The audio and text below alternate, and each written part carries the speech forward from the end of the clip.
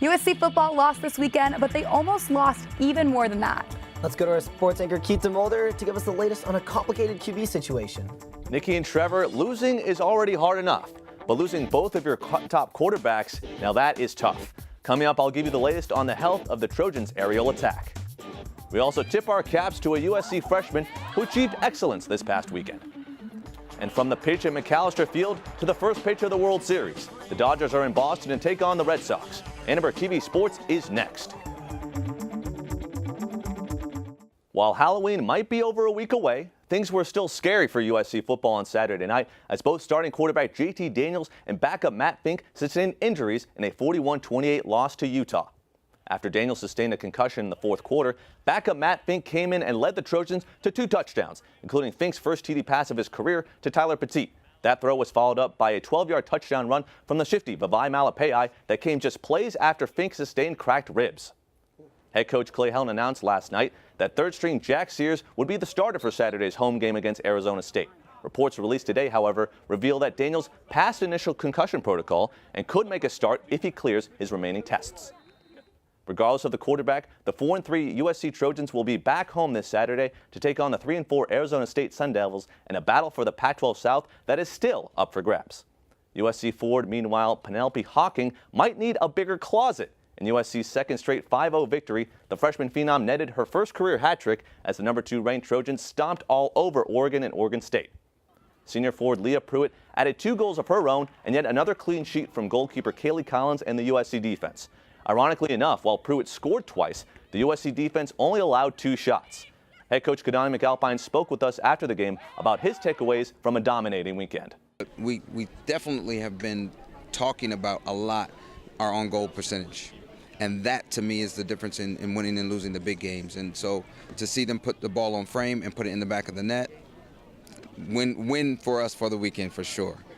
The women of Troy shot even more balls on net against the Ducks, including 3 that went into the back of the net from Penelope Hawking. Hawking talked with Annenberg Media after the game about how those 3 goals came so easily. I mean, I really wanted the hat trick, and I saw the keeper and I saw that she was really, she was covering the near post, so I knew the only way I was gonna score was just to get it over her head and just put the shot on goal, really. And Nat played a really good ball in, and it was like a perfect ball, so I just put it right over her and scored.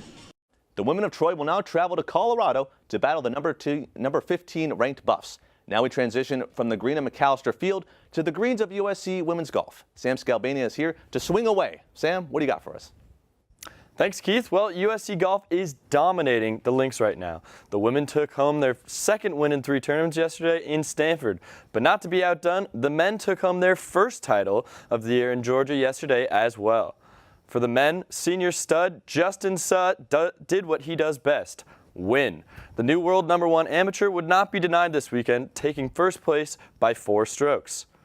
The women of Troy have made it look very easy this season. This weekend was no different. Trojans dominate, winning by 15 strokes over second place Stanford, and 4 of 5 Trojans finished in the top 10, and the squad cruised to team victory. The women will look for their 3rd win in a row this week at the highly coveted Eastlake Cup in Georgia with a star-studded cast of other collegiate teams. The men will try to keep their momentum going to their last tournament of the year until February of 2019.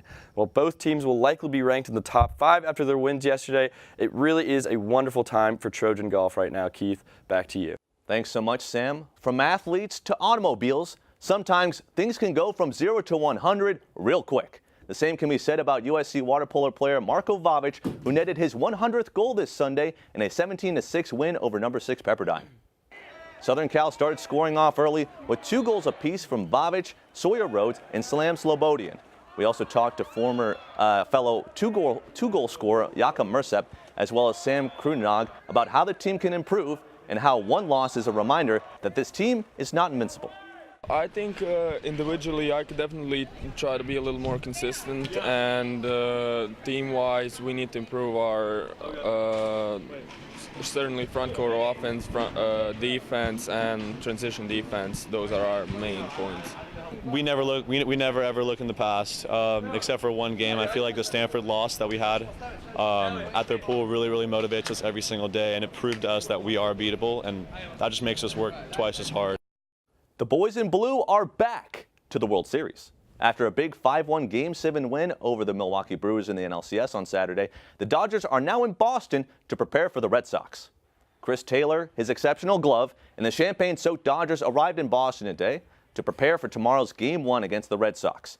The series could be one for the ages, and the first game at Dodger Stadium is Game 3 on Friday.